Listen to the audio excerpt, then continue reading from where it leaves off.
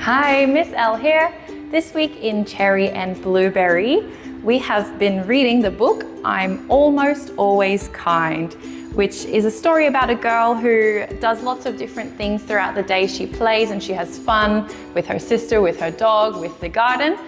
She does all these things that she enjoys, but she doesn't realize that they are making other people upset or they're hurting other people, and she doesn't know why. So her mum tells her to put herself in other people's shoes and think about how would the other person feel if I did this thing to them. So then she starts thinking, and so she's playing in the sand, and instead of stomping on her sister's sandcastles pretending to be a monster, she has a think, oh, should I actually do that?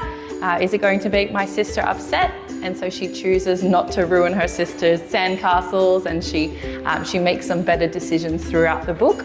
So we did learn a little about, or we discussed a little bit of sand through that in this week's topic of what do we make with sand? So in this story, we had some sand castles, and we've also been reading How to Catch a Star, which just goes through the story of a boy who sees a star in the sky and thinks that he can get closer and closer to it.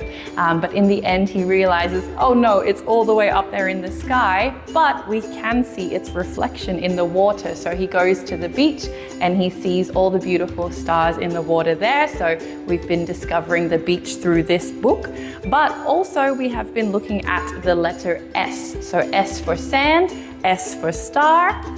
And with that, we have had to trace the letter S with some glue, and then we sprinkled some sand on it to reveal that glue there.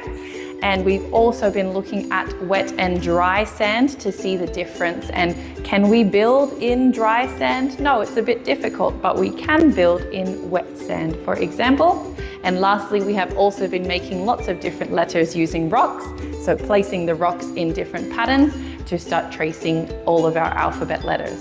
And that's all for now. See you next week.